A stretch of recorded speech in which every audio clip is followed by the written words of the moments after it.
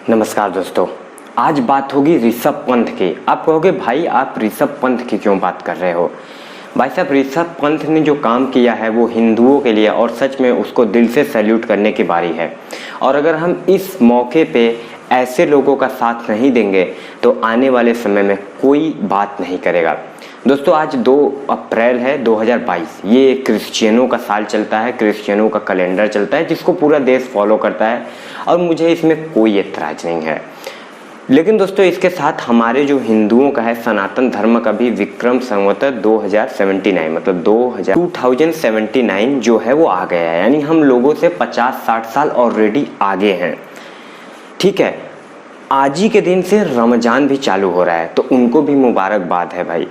रमजान में आप देखोगे 1 महीने तक फास्टिंग चलती है, सुबह शाम जो भी है। बहुत से बड़े बड़े लोगों ने ट्वीट किया, बधाई दी, विशेष दिया, वीडियो बनाया।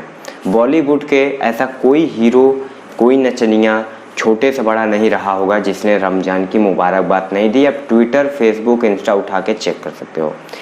आज ही के दिन दोस्तों आप समझिए ये हिंदुस्तान है। यहाँ भले से लोग कन्वर्ट हो रहे हैं लालच में मेरा यीशु यीशु करके, फिर भी आज अभी 70-72 करोड़ हिंदू हैं इस देश में। यानी आप कहो कि मेजॉरिटी में हैं। लेकिन फिर भी दोस्तों, ना किसी बॉलीवुड ने, ना किसी क्रिकेटर ने, ना किसी सेलिब्रिटी ने, ना किसी कोई पब्लिक फिगर ने, किसी ने भी, राजनेता को छोड़ दीजिए, उनका तो काम है वोट बटोरना, वो तो सबकी बात करेंगे ही। किसी ने हिंदू नववर्ष की शुभकामना नहीं दिया। 31 दिसंबर को क्या रहता है? लास्ट ईयर रहता है साल का। 1 जनवरी को नया साल चालू होता है। किसका है वो? मूलतः है तो क्रिश्चियनों का ना। लेकिन सभी लोग सेलिब्रेट करते हैं, बधाई देते हैं, घूमने टहलने जाते हैं। ठीक है, मुझे उसमें आपत्ति नहीं है, लेकिन ये भी तो हिंदुओं का न्यू ईयर है। ऐसा तो है नहीं कि इनको पता नहीं चला होगा। अरे हर जगह न्यूज से लेके, न्यूज़पेपर से लेके, सोशल मीडिया पे छोटी छोटी बात तो लोगों तक पहुंच जाती है। कश्मीर फाइल की बात पहुंच जाती है। जब हिजाब पहन के एग्जाम देने जाती है एक छात्रा, उसकी बात लोगों तक पहुंच जाती है। किसी मुस्लिम को अगर मारा पीटा जाता है जो कि चोर है, उसकी बात पहुंच जाती है अमेरिका तक। तो ये बात क्यों नहीं पहुंची होगी? मैं तो मान ही नहीं सकता नहीं पहुंची होगी। वही नहीं, ऋषभ पंत की मैं बात कर रहा था। ऋषभ पंत इकलौता ऐसा खिलाड़ी है। अगर कोई और खिलाड़ी होगा तो मेरे नज़र से हो सकता है छूटा हो, लेकिन मुझे बड़े बड़े खिलाड़ी मैंने सभी चेक कर लिए। किसी ने दोस्तों बधाई नहीं दी इकलौते ऋषभ पंत को छोड़ के।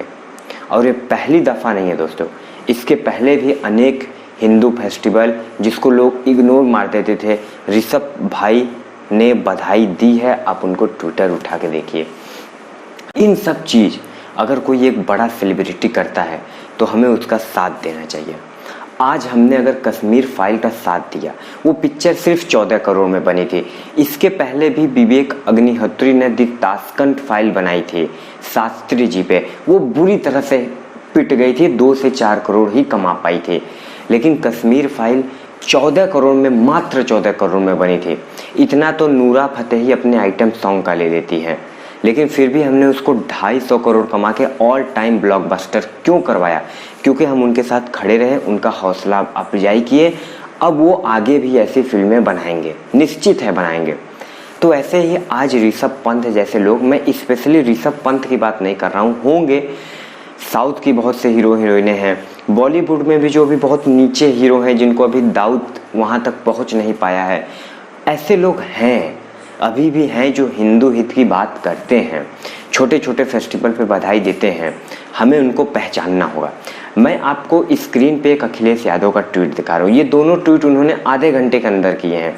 एक ट्वीट देखिए, 2 लाइन में किया ख़त्म, हिंदू नववर्ष की बधाई। और दूसरा ट्वीट उन्होंने रमजान की बधाई दी। देखिए कितना बढ़िया से लिखा है, भाईचारा, फलाना ढिमकाना, आपसी प्यार, ये वो करके रमजान की बधाई। हालांकि ये सभी को पता है कि अब अखिलेश यादव का 1 महीना चालू हो गया है। वो सुबह शाम रोज़ा रखेंगे, उसके बाद आएंगे बाहर संसद भवन, विधानसभा भवन, जो भी आएंगे, लेकिन उनका रोज़ा चालू हो गया है। इफ्तार पार्टी वो करेंगे। वो मूलतः किसी और धर्म के हैं, लेकिन यादव भाई को लगता है वो हमारे हैं। इसी गलतफहमी में वो पड़े रहते। दूसरी बात मैं इसी वीडियो को ख़त्म करने से पहले जोड़ना चाहता हूँ दोस्तों, हम लोग का मतलब आप सभी लोगों का एक अभियान चल रहा है कि जो अगर हिंदुओं के मंदिरों से ही सरकार क्यों टैक्स लेती है, अगर हिंदुओं के मंदिर से सरकार टैक्स लेती है तो वहाँ पे जो पुजारी हैं उनको फिर महीने का भत्ता दे, और अगर मस्जिदों से वो टैक्स नहीं लेती तो फिर मौलवियों को सालाना महीना भत्ता क्यों दिया जाता है। सबसे पहले बात मुझे ये समझाएं। और इसीलिए हम सभी लोगों का एक अभियान है कि जो हिंदू मंदिर है उस पे से टैक्स फ्री किया जाए। और उसके बाद अगर मैं आपको बताता हूँ, आप ये होगा इसकी शुरुआत अयोध्या से हो गई है। योगी जी ने अयोध्या में जितने भी मंदिर है सभी मंदिरों को मुक्त कर दिया है। कोई भी, चाहे म्यूनसिपालिटी का टैक्स हो, चाहे राज्य सरकार का टैक्स हो, चाहे सेंट्रल गवर्नमेंट, किसी भी मंदिर को कोई टैक्स नहीं देना होगा। इसके साथ में सभी मंदिर में जो भी हमारे आदरणीय पुजारी हैं, उनके देखरेख वाले, उनसे एक रिक्वेस्ट है कि सरकार ने आपको टैक्स से बरी कर दिया है तो इसका पैसा आप अपने ऊपर मत लगाइए। ये नहीं कि अपना पेट भरे।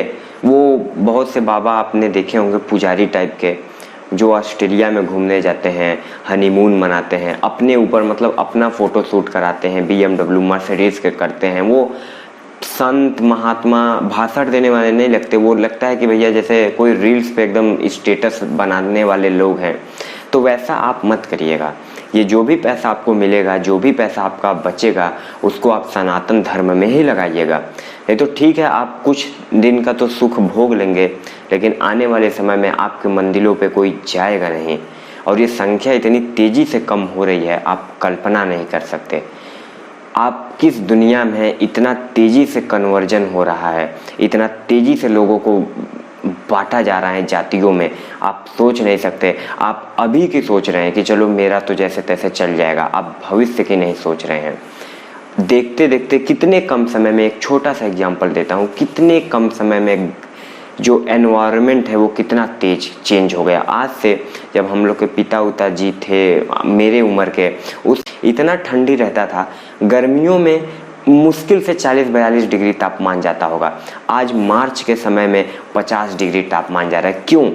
उसी समय कुछ साल पहले से ही लोगों ने सोचा नहीं, पेड़ों के बारे में, एनवायरनमेंट के बारे में, अंधाधुंध फैक्ट्रियां लगाई, अंधाधुंध पॉल्यूशन किया, अंधाधुंध पेड़ पौधे काटे, और देखिए कितने कम समय में, मुश्किल से 20 से 30 सालों में आज ऐसा हालत आ गया कि मार्च में लोग नहीं रह पा रहे हैं। तो इसीलिए आप अगर अभी नहीं सोचेंगे और वो जो जड़ काटी जा रही हैं आप उसको अभी नहीं बचाएंगे तो इतना तेज अब लोग डेवलप, मतलब कह रहे हैं डेवलप, इतना तेजी से लोग डाइवर्ट हो जाएंगे ना कि आपके मंदिरों पे कोई आएगा नहीं। कुछ लोग तो कन्वर्ट हो जाएंगे, कुछ लोग तो कहेंगे अरे छोड़ो क्या ये सब अंधविश्वास है। तो इसीलिए वो पैसे को लगाइए प्रचार प्रसार में, लोगों को इससे जोड़िए, रैलियां करिए, बहुत असर पड़ता है रैली करने से। कथा करवाइए, जगह जगह पे भंडारा जो भी है करवाइए, लोगों को जोड़िए इससे। बहुत बहुत धन्यवाद। खोला खून नहीं जो तुम समझ लो उसको पानी है, इश्क जो रंग में रंगा नहीं तो